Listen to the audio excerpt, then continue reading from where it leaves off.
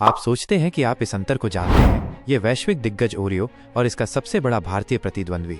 आपने इनके नाम सुने हैं, दुकानों में इन्हें देखा है और शायद पहले ही अपनी पसंद चुन ली है। लेकिन अगर मैं कहूँ कि जो कुछ आपने सुना है वो ज़्यादातर एक मिथक है, तो अगर वो बिस्किट जिसे आप केवल एक कॉपी समझकर खारिज कर देते हैं वास्तव में बेहतर हो सकता है, और अगर उसका असली नाम वो भी नहीं है जो आप सोचते हैं। हम उन्हें आमने सामने रख रहे हैं अंतिम स्वाद और तथ्य जांच की चुनौती में, ताकि आखिरकार सच्चाई सामने आ सके। ये सिर्फ एक और फूड रिव्यू नहीं है, हम गंभीर बिस्किट साजिशों का पर्दाफाश करने जा रहे हैं और सच्चाई आपको झकझोर देगी। दावेदार और विवाद।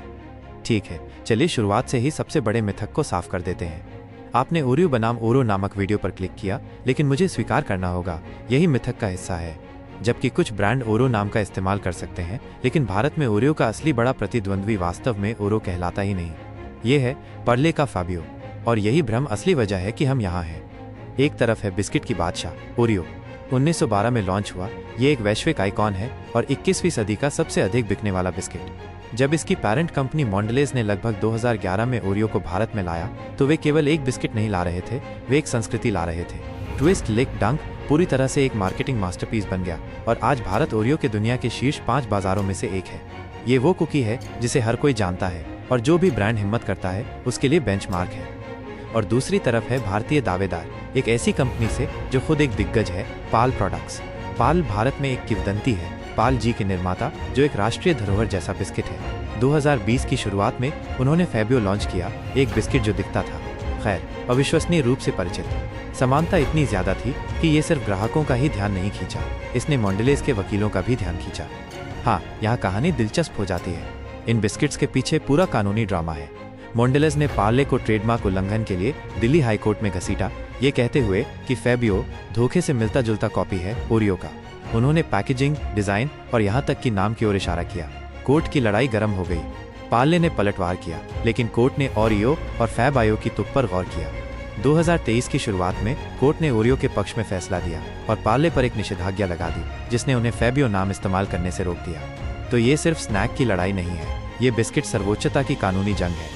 और अब जब मंच तैयार है तो देखते हैं कि स्वाद उतना ही नाटकीय है या नहीं जितना ट्रेडमार्क। पैकेजिंग और कीमत, आइए उन्हें तोड़कर देखते हैं। शुरुआत करते हैं उससे जो आप शेल्फ पर देखते हैं। ओरियो की पैकेजिंग प्रतिष्ठित है, वो चमकदार इलेक्ट्रिक नीला रंग दुनिया भर में पहचाना जाता है। ये आत्मविश्वास, प्रीमियम गुणवत्ता चिल्लाता है और 100 साल पुराने ब्रांड का वजन उठाए हुए है। लोगो साफ है, दूध में डूबती कुकी की तस्वीर प्रसिद्ध है। ये परिचित लगता है, जैसे आप उस पर भरोसा कर सकते हैं। एक 120 ग्राम पैक की कीमत आमतौर पर 30 से 35 रुपये होती है। अब देखते हैं पार्ले फैबियो को, और हाँ, आप तुरंत समझ जाएंगे कि वकील इसमें क्यों कूद पड़े।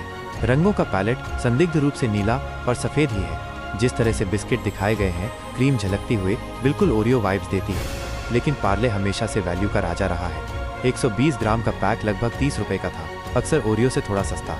छोटे 50 ग्राम पैक भी 10 रुपये में मिलते थे। ग्राम टू ग्राम मूल्य का अंतर छोटा लग सकता है, लेकिन कट थ्रोट भारतीय बाजार में हर रुपया मायने रखता है।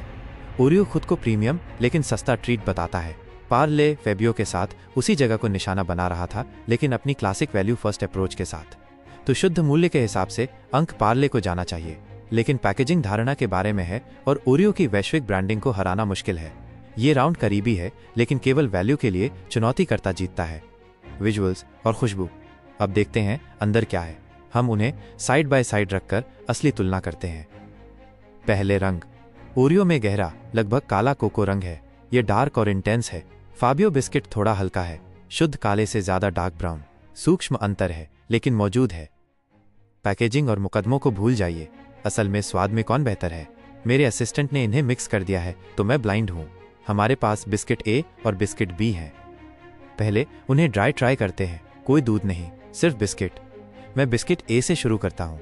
क्रंच ठीक है, ये सचमुच एक करारा स्नैप है। बिस्किट सुपर क्रंची है, लगभग शार्प। चॉकलेट का स्वाद गहरा है, थोड़ा डार्क चॉकलेट जैसा, और फिर क्रीम आती है। ये बहुत बहुत मीठा है।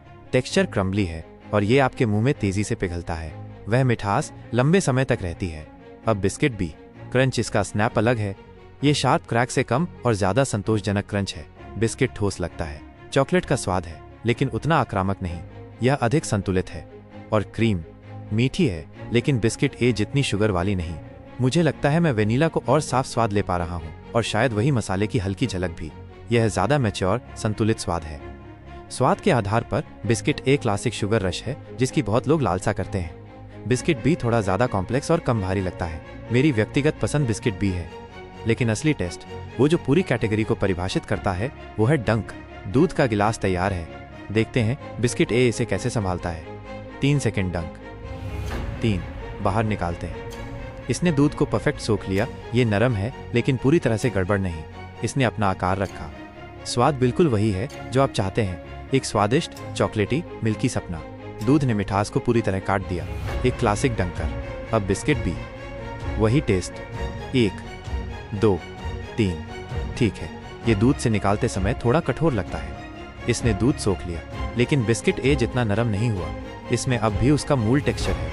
काटते हैं। दिलचस्प, आपको अब भी बीच से थोड़ा क्रंच मिलता है। दूध के बाद भी फ्लेवर ब्लेंड होते हैं, लेकिन आप अब भी कुकी और क्रीम को अलग महसूस कर सकते हैं। ये बस एक स्वाद में घुल नहीं जाता, यह कठिन है। यह वास्तव में इस पर निर्भर करता है कि आप अपने डंक से क्या चाहते हैं। क्या आप चाहते हैं कि वो पूरी तरह नरम हो जाए जैसे बिस्किट ए, या एक मजबूत बिस्किट जो अब भी टिका रहे जैसे बिस्किट बी? मेरे लिए डंक के बाद बिस्किट में अब भी थोड़ी इंटेग्रिटी होनी चाहिए, तो डंक टेस्ट के लिए मैं बिस्किट बी को संकीर्ण जीत देता हूँ। खुलासा और फैसला। ठीक है, अब देखते हैं क्या क्या है। मैंने दोनों टेस्ट में बिस्किट बी को पसंद किया। देखते हैं खुलासा। बिस्किट ए था ओरियो और बिस्किट बी था पार्ले फैबियो। मुझे ईमानदारी से कहना होगा, मैं सचमुच हैरान हूँ। चुनौतीकर्ता, जिसे ज़्यादातर लोग कॉपीकैट कहेंगे, ने मेरी राय में स्वाद टेस्ट जीत लिया है। अंतिम फैसला तोड़कर देखते हैं। पैकेजिंग और ब्रांडिंग के लिए विजेता है ओरियो। वो वैश्विक पहचान और प्रतिष्ठित नीला रंग अद्वितीय है। कीमत और वैल्यू के लिए विजेता है पार्ले फैबियो। ये लगभग समान अनुभव थोड़ा सस्ती कीमत पर देता है। विजुअल्स और खुशबू के लिए ये टाई था। ओरियो ज़्यादा परिष्कृत दिखता है, लेकिन फैबियो ज़्यादा क्रीम के साथ लुभाता है। और सबसे महत्वपूर्ण राउंड, ब्लाइंड टेस्ट, मेरा व्यक्तिगत विजेता है पार्ले फैबियो। मैंने इसके संतुलित स्वाद और मजबूत बनावट को पसंद किया। तो इस हेड टू हेड का समग्र चैंपियन बहुत ही मामूली अंतर से है भारतीय चुनौतीकर्ता पार्ले फैबियो। लेकिन अरे, ये सिर्फ मेरी राय है। ये स्नैक आइल की सबसे बड़ी बहसों में से एक है, और मैं जानना चाहता हूँ कि आप क्या सोचते हैं। क्या आप इस नतीजे से हैरान हैं? क्या आप टीम ओरियो के डाई हार्ड मेंबर हैं या भारतीय चुनौतीकर्ता के साथ खड़े हैं? अभी कमेंट्स में बताइए कि आपके कुकी जार का राजा कौन है और क्यों। मैं सारे कमेंट्स पढ़ता हूँ, तो चलिए ये बहस शुरू करते हैं। निष्कर्ष। तो इससे हमें क्या पता चलता है? हमें पता चला कि भारत में ओरियो का सबसे बड़ा प्रतिद्वंद्वी वास्तव में ओरो नाम से नहीं जाना जाता। हमें पता चला कि ये दोनों बिस्किट, जो दिखने में साधारण लगते हैं, के पीछे एक बेहद नाटकीय कानूनी इतिहास है। और सबसे महत्वपूर्ण, हमें पता चला कि ये धारणा कि मूल हमेशा बेहतर होता है, पूरी तरह मिथक है। ओरियो एक विश्व स्तरीय कुकी है और इसकी सफलता संयोग नहीं है। लेकिन पार्ले फैबियो के साथ ये साबित कर दिया कि एक भारतीय कंपनी वैश्विक फॉर्मूला को लेकर उसे इस तरह ट्वीक कर सकती है कि वो कुछ लोगों के लिए और भी आनंददायक बन जाए। ये कम कॉपी और ज़्यादा क्लासिक आइडिया पर दो अलग अलग दृष्टिकोण है। ये दिखाता है कि जब कोई वैश्विक दिग्गज भारत जैसे बाजार में प्रवेश करता है, तो वो सिर्फ हावी नहीं होता, वो प्रतियोगिता को प्रेरित करता है और सभी को अपना बेस्ट लाने पर मजबूर करता है। और अंततः असली विजेता हम हैं, बिस्किट प्रेमी, जो इस महाकाव्य बिस्किट बैटल के स्वादिष्ट नतीजे का आनंद ले सकते हैं। धन्यवाद देखने के लिए।